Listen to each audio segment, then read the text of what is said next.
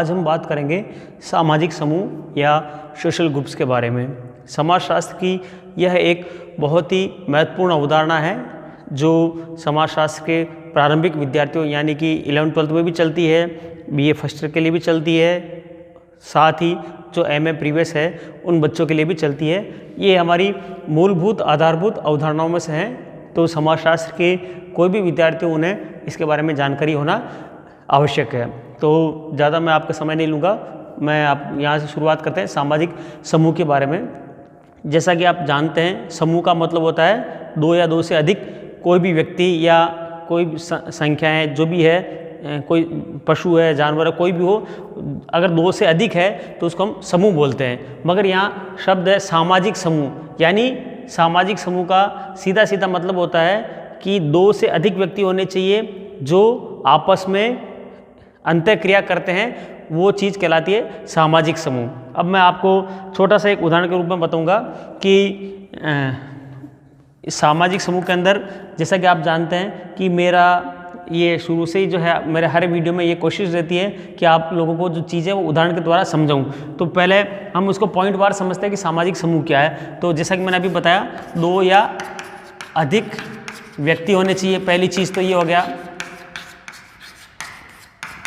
दूसरा, उनके बीच में आपस में संपर्क होना चाहिए। संपर्क का मतलब है उनके बीच में अंतःक्रिया होनी चाहिए। जैसे मान लो कोई क्लास चल रही है, क्लास के अंदर टीचर पढ़ा रहा, बच्चे जो है वहाँ सामने सुन रहे हैं, वो प्रश्न पूछ रहे हैं, वो टीचर उनका जवाब दे रहा है, वो सामाजिक समूह है। एक महत्वपूर्ण चीज़ ये है कि जो मनुष्य है, मनुष्य क्योंकि हम कहते हैं सामाजिक प्राणी है, और आप लोगों ने देखा होगा कि मनुष्य जन्म से लेकर के मृत्यु तक हमेशा समूह के अंदर ही रहता है, वो अकेला रहना पसंद नहीं करता। आप छोटा सा उदाहरण मैं आप लोगों को दूंगा। मान लीजिए आपको पानी पीना है, पेशाब करना है या चाय पीने कहीं जाना है, तब भी हम अपने दोस्तों को, सहेलियों को साथ में ले जाना पसंद करते हैं। इवन फिल्म देखने भी जाना हो तब भी हम जो है अपने साथ किसी को ले जाना पसंद करते हैं, जबकि आप जानते हैं टॉकीज के अंदर आपको आपस में बात नहीं करनी है, मगर फिर भी हमारी एक ये प्रवृत्ति रहती है, यानी कि हम समूह में रहना पसंद करते हैं। ये हमारी एक बेसिक या मूलभूत प्रवृत्ति कह सकते हैं इसको। व्यक्ति जन्म लेता है, वो परिवार में लेता है, यानी वो समूह हो गया। आगे पढ़ाई लिखाई करता है, वो स्कूल में करता है, मोहल्ले में खेलता करता है, यानी आप देखिए कोई भी काम हो, आगे शादी ब्याह करता है, मंदिर में जाता है, तब भी वो समूह में है। इसके अलावा जो है यहाँ तक कि जो हम साधु संतों की बात करें तो वो भी आमतौर पर समूह में रहते हैं, समाज के ऊपर उनकी निर्भरता रहती है। तो जो है उसके बाद अंत की बात करें तो जब उसका निधन होता है तब भी जो है शमशान के अंदर या कब्रिस्तान में जब भी ले जाते हैं तो भी 4-5 आदमी उसके कम से कम साथ होते हैं। यानी कहने का मतलब है कि जन्म से लेकर मृत्यु तक व्यक्ति समूह के अंदर अपना जीवन व्यतीत करता है। अब समूह क्या है? समूह का सीधा सीधा मैंने बताया, व्यक्तियों का वह संग्रह जो आपस में जो है अंतःक्रिया करता, संपर्क में रहता है, उसे हम समूह कहते हैं। यानी सामाजिक संबंधों के दौरान आपस में उसमें जुड़े हुए रहते हैं, यानी उनके व्यक्तियों के बीच में क्या होने चाहिए? सामाजिक संबंध होने चाहिए। तो ये बिल्कुल सीधी सी बात। अब यहाँ एक छोटा सा मैं आप लोगों को एक उदाहरण बताऊंगा। मान लीजिए हम कोई फिल्म देखने जा रहे हैं या कोई नेताजी कोई भाषण दे रहे हैं, तो जो वो सभा है या जो फिल्म देख रहे हैं, टाकीज के अंदर 400 लोग बैठे हैं, तो उसको हम सामाजिक समूह नहीं कहेंगे। क्यों नहीं कहेंगे? क्योंकि भले ही वो दो या दो से अधिक व्यक्ति है, मगर उनके बीच में आपस में संपर्क नहीं हो रहा है। क्योंकि फिल्म देखते वक्त मेरे बगल में कौन बैठा है मुझे पता नहीं है, न मैं उसका नाम पूछता हूँ न वो मेरा नाम पूछता है। तो जब तक आपस में संपर्क नहीं होता हो, अंतःक्रिया नहीं होती है, वो समूह नहीं कहलाता है। तो सीधी सी बात यहाँ तक तो आप लोगों को समझ में आ गई। मैं वीडियो छोटा बनाना चाहता हूँ, इसलिए थोड़ा जल्दी जल्दी बताऊंगा आप लोगों को, तो वो चीज़ें महत्वपूर्ण चीज़ें आपको, और मैं महत्वपूर्ण चीज़ ही बताऊंगा संक्षेप में। तो समूह का मतलब तो ये हो गया। अब हम बात करते हैं सामाजिक समूह के प्रकारों की। कितने प्रकार होते हैं? तो प्रकारों की अगर हम बात करें तो अलग अलग विद्वानों ने सामाजिक समूह के अलग अलग वर्गीकरण बताए हैं। रॉबर्ट मर्टन एक समाजशास्त्री, उन्होंने 26 आधार बताए हैं। अगर हम बात करें सदस्यों की संख्या के आधार पर, तो सदस्यों की संख्या के आधार पर समूह छोटा या बड़ा भी हो सकता है। यानी एक समूह ऐसा जिसमें 100-50 लोग ही, किसी में हजारों लोग हैं, तो वो भी सामाजिक समूह के एक वर्गीकरण हो गया। दूसरी अगर हम बात करें स्थायित्व के आधार पर, यानी कि समूह का आधार क्या है, स्थायित्व की बात करें तो कुछ समूह ऐसे हैं तो जो स्थायी समूह होते हैं, कुछ समूह होते हैं जो अस्थायी होते हैं। स्थायी समूह की अगर हम बात करें तो हमारा परिवार है, हमारे मित्र है, ये हमारे हमेशा के लिए स्थायी समूह है। यानी परिवार में एक बार अगर आप समूह बन गया तो परिवार बाद में ख़त्म नहीं होता, जब तक हम जीवित हैं तब तक परिवार बना रहेगा। मगर जो अस्थायी समूह है, मान लीजिए आप किसी कॉलेज में एडमिशन लिया तो आप कॉलेज के मेंबर कब तक है, जब तक आप वहाँ ग्रेजुएशन कर रहे हैं तब तक वहाँ के सदस्य हैं। इसी तरह मान लीजिए आप कोई नौकरी करते हैं तो उस समूह के सदस्य कब तक है, जब तक आप रिटायर्ड नहीं हो जाते या आपका ट्रांसफ़र नहीं हो जाता तब तक आप उसके समूह हैं। इसके अलावा जो है एक आधार ये भी बताया था हम की भावना के आधार पर, यानी कि आपस में एकता की भावना के आधार पर। तो इसमें अंतः समूह, बाह्य समूह, एक समाजशास्त्री हुए थे समनर, उन्होंने इसके बारे में बताया कि अंतः समूह वो समूह है जिसके हम सदस्य होते हैं और बाह्य समूह वो समूह जिसके हम सदस्य नहीं होते हैं। जैसे मान लीजिए हम बात करते हैं कि हम पर्टिकुलर किसी एक्स कॉलेज में पढ़ते हैं तो एक्स कॉलेज का जो है समूह है वो हो गया हमारा अंतः समूह, और मान लीजिए कहीं दिल्ली या बम्बई कहीं और दूसरी कॉलेज है तो वो समूह हमारे लिए हो गया बाह्य समूह। तो और इसी तरह उनके लिए उनका समूह अंतः समूह होगा और उनके लिए हमारा समूह बाह्य समूह हो जाएगा। बिल्कुल सीधी सी बात है। इसके अलावा जो है और भी अलग अलग संदर्भ बताए हुए। एक समूह का एक और प्रकार रॉबर्ट बर्टन ने बताया था संदर्भ समूह का, कि हम भविष्य में क्या बनना चाहते हैं तो हम उसकी तरह नकल करते हैं। तो ये फिलहाल आपको इसमें ज़्यादा मैं नहीं बताऊंगा। केवल संदर्भ समूह का मतलब यही है कि हम उस समूह की सदस्यता लेना चाहते हैं तो उसके अनुसार हम अनुसरण करते हैं, वो संदर्भ समूह कहलाता है। ये रॉबर्ट बर्टन ने अवधारणा दी थी। अब यहाँ बात करते हैं कि सामाजिक समूह के वर्गीकरण की। तो जो सबसे महत्वपूर्ण वर्गीकरण है वो चार्ल्स कूले ने दिया था, मैं बता देता हूँ आप लोगों को। और कौन सा वर्गीकरण दिया वो भी मैं बता देता हूँ। ये परीक्षा में जो आता है आमतौर पर ये चार्ल्स कूले का वर्गीकरण आता है। तो ये कई दफ़े छोटा सा क्वेश्चन IAS के अंदर भी पूछा जाता है, कॉम्पिटिटिव एग्जाम में भी पूछा जाता है। चार्ल्स कूले ने 1909 में एक किताब लिखी थी social organisation, SOCIAL, social ORGANIZATION, social organisation, एक किताब लिखी थी सामाजिक संगठन, यानी इस नाम से किताब लिखी थी। इसके अंदर इसने जो है अवधारणा दी, वो अवधारणा क्या दी इसने, चार्ल्स कूले ने दो प्रकार बताए। पहला प्राथमिक, जिसको हम बोलते हैं प्राइमरी।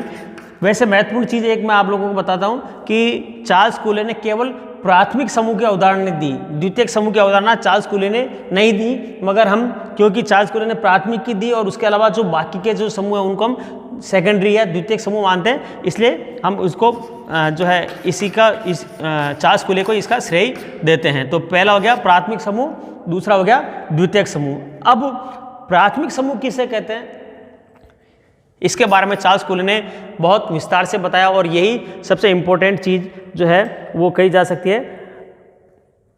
प्राथमिक समूह की अगर हम बात करें तो सीधे सा इसने तीन चीज़ें बताई है।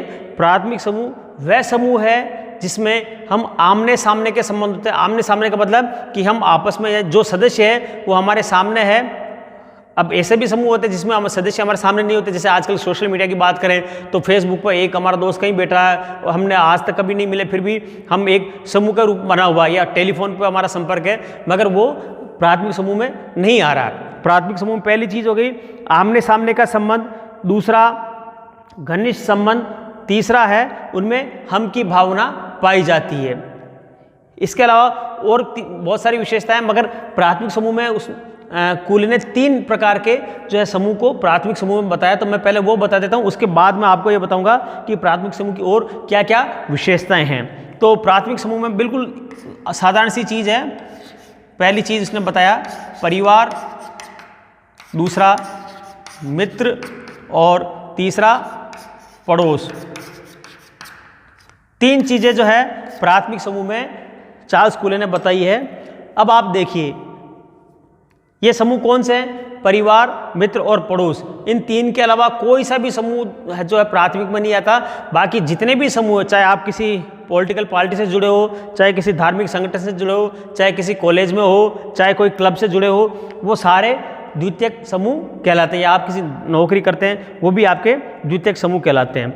प्राथमिक समूह की विशेषताओं को दो भागों में बांटा जा सकता है। एक है बाह्य विशेषताएं, यानी कि और दूसरी है आंतरिक विशेषताएं। बाह्य विशेषताओं में अगर हम बात करें तो शारीरिक समीपता, यानी आपस में लोग जो है एक दूसरे के संपर्क में रहते हैं। दूसरा, समूह तुलनात्मक रूप से छोटा होता है। आप देखिए परिवार, मित्र और पड़ोस, ये तीनों चीज़ें ऐसी है जो आकार में छोटा था। परिवार बड़ा भी हो तो 10, 20, 25 लोगों का ज़्यादा परिवार, इससे बड़ा परिवार नहीं होता है। मित्रों की बात करें तो जो हमारे घनिष्ठ मित्र है वो 2, 5, 10 इससे ज़्यादा नहीं होते। पड़ोस की बात जाहिर सी बात, आप छोटी सी गली है अगर तो 10-20 घर आपके पड़ोस में कहलाएंगे। इसके अलावा जो है संबंधों की जो अवधि होती है बाह्य विशेषताओं के अंदर, वो बहुत लंबी होती है। यानी कि परिवार के साथ हमारे संबंध कब तक रहेंगे? जब तक हम जिंदा रहेंगे, परिवार वाले जिंदा रहेंगे, तब तक हमारे संबंध आजीवन रहते हैं। दूसरा, हम इनको बदल नहीं सकते। और ये पड़ोस की और मित्र की ये सारी जो चीज़ें हैं, ये उसमें प्राथमिक समूह के अंतर्गत चार्ल्स कूले ने बताया। अगर आंतरिक विशेषताओं की बात करें तो आंतरिक विशेषताओं के अंदर जो है सबसे महत्वपूर्ण बात जो है उन्होंने ये बताई थी कि आपस में एक हम की भावना पाई जाती है। आप देखिए परिवार है, मित्र है, इन लोगों में, पड़ोस में हमारे आपस में एक एकता की भावना होती है कि परिवार, एक छोटा सा मैं उदाहरण दूंगा, मान लीजिए आपके भाई या बहन से लड़ाई हो गई है और अचानक उसी समय जो थोड़ी देर बाद और आपने उससे कट्टी कर ली कि मैं बात नहीं करूंगा, नाराज हो गए, और थोड़ी देर बाद ही कोई दूसरा बाहर का व्यक्ति आता है और वो आपके भाई या बहन से लड़ाई झगड़ा करता है, तब आप क्या करेंगे? आप उसे ऐसा थोड़ी कहेंगे कि और मार इसको, एक मेरी तरफ से भी मार।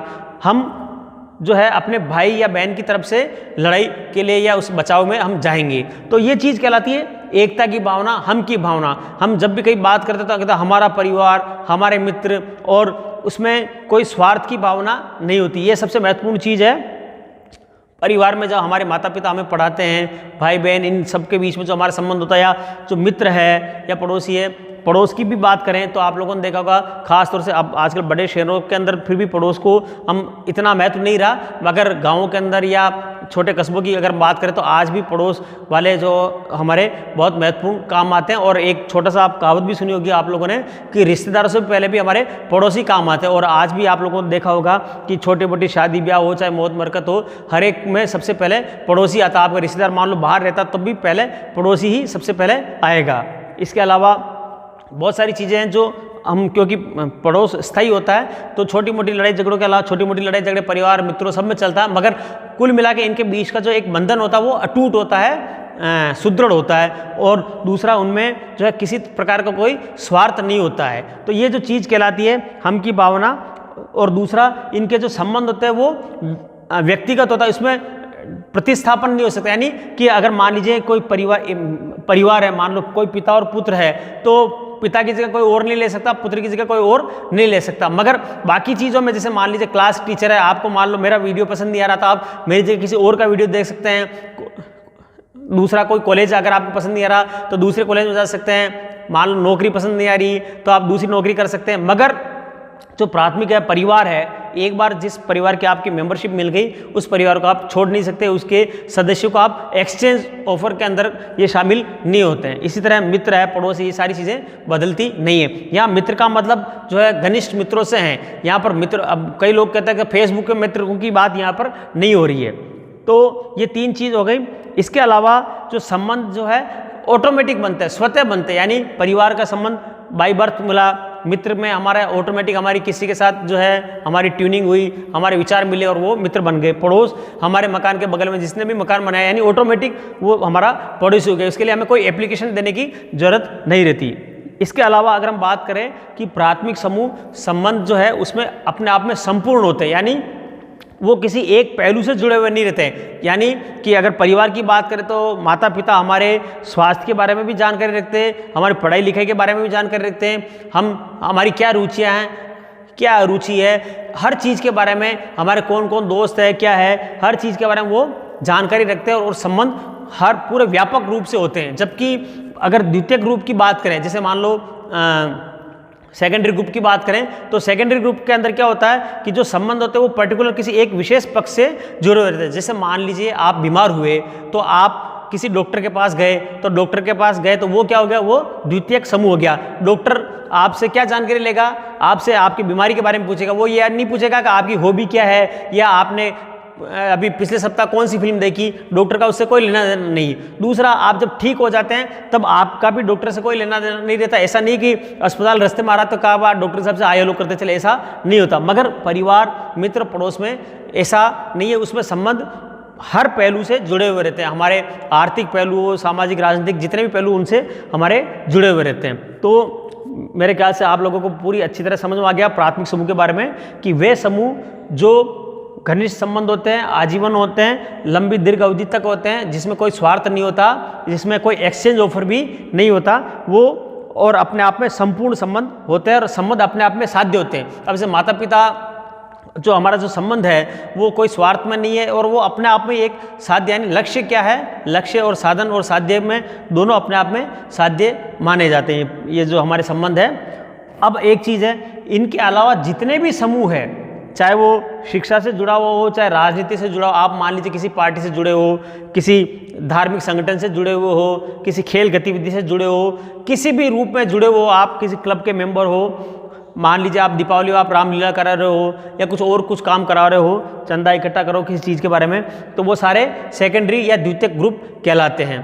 तो और एक और चीज़ है कि सेकेंडरी ग्रुप कई दफ़े प्राइमरी में भी बदल सकते हैं। कैसे बदलते हैं? मान लीजिए आप कहीं नौकरी कर रहे हैं या आप कॉलेज की अगर हम बात करें, आप विद्यार्थी हैं, आप मान लो कॉलेज जा रहे हैं, 10 दिन 20 दिन 1 साल आप कहीं गए क्लास के अंदर और आपके साथ के बगल में बैठने वाला आपका विचार आपके मिल गए, तो उससे आपकी दोस्ती हो जाएगी, वो दोस्ती आपकी आजीवन रहेगी। तो शुरुआत कहाँ से हुई? द्वितीयक समूह से, मगर वो दोस्ती कहाँ बदल गई?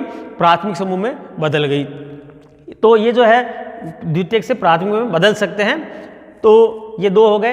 अब आप जैसा कि इसका नाम है, अंग्रेजी में प्राथमिक बोलते हैं प्राइमरी और द्वितीयक समूह को सेकेंडरी बोलते हैं। प्राइमरी का मतलब होता है कि प्राइम यानी महत्वपूर्ण। एक चीज़ देखिए कि जैसे स्कूल के अंदर भी हम बोलते हैं कि प्राथमिक कक्षा का मतलब है कि शिक्षा में वो चीज़ें तो आपको पढ़ना बहुत ज़रूरी है, उसके बिना आपका काम नहीं चल सकता। जैसे प्राइमरी क्लासों के अंदर हम क्या सीखते हैं? छोटी मोटी भाषा के जो वर्णमाला सीखते हैं, छोटी मोटी गणित सीखते हैं, और यही चीज़ें हमारी बेसिक काम आती है। अगर आप आगे नहीं भी पढ़े तब भी आप आम जीवन तो हमारा हो सकता है। तो प्राथमिक समूह का मतलब भी यहाँ पर यह है कि जो चीज़ें बहुत ज़रूरी है, एसेंशियल है, इनके बिना हमारा काम नहीं चलता। और जैसा कि मैंने बताया कि मनुष्य एक सामाजिक प्राणी है, समूह में रहे बिना उसका काम नहीं चलता, और परिवार, मित्र, ये तो बहुत उसके लिए ज़रूरी है और इसी के अंदर उसका पूरा जीवन व्यतीत होता है। तो ये प्राथमिक समूह हो गया और ये द्वितीयक समूह हो गया। मेरे ख्याल से ये आप लोगों को सारी चीज़ समझ में आ गई होगी। दूसरा, द्वितीयक समूह के उदाहरण की बात करें तो मैंने अभी बताया आपको, राजनीतिक दल है, स्कूल है, क्लब है, जो भी ये धार्मिक समूह है वो सब इसके अंदर आते हैं। इसके अंदर संबंध जो है औपचारिक होते हैं। द्वितीयक समूह में जीवन के किसी एक भाग से संबंधित होते हैं और किसी पर्टिकुलर स्वार्थ या इंटरेस्ट से जुड़े हुए रहते हैं। जैसे मान लो हम स्कूल जा रहे हैं तो हमारा इंटरेस्ट क्या है? पढ़ाई लिखाई करना। डॉक्टर के पास गए तो हमारा इंटरेस्ट क्या है? ठीक होना, स्वास्थ्य के बारे में। इसी तरह द्वितीयक समूह अस्थायी होते हैं। अस्थायी का मतलब है कि जब तक हमारा काम हो गया उसके बाद वो समूह समाप्त हो जाएगा या हम उसकी मेंबरशिप छोड़ देंगे। ठीक है, जैसे मैंने अभी बताया, ठीक हो गए या आपकी पढ़ाई पूरी हो गई तो आप कॉलेज छोड़ सकते हैं। इसके अलावा परिवर्तनशील होता है द्वितीयक समूह, यानी हम बदल सकते हैं। आज मान लो कि हम किसी पार्टी में, कल दूसरी पार्टी में चले गए, आज किसी धार्मिक संगठन से जुड़े, कल किसी और संगठन से भी जुड़ सकते हैं। तो मेरे ख्याल से आज आपको ये वीडियो पसंद आया होगा। इसमें और एक और बात मैं कहना चाहूँगा कि मेरे बहुत सारे विद्यार्थियों ने मेरे को अच्छे कमेंट्स भी भेजे हैं और मैं चाहूँगा कि वो रेगुलर कमेंट्स भी लिखें। कोई समस्या हो तो वो बताएं कि वो और क्या चीज़ पढ़ना चाहते हैं, ताकि मैं और भी वीडियो बना सकूँ। तो आज के लिए इतना काफ़ी है, और वीडियो पसंद आए तो लाइक, शेयर और सब्सक्राइब करना ना भूलें। धन्यवाद।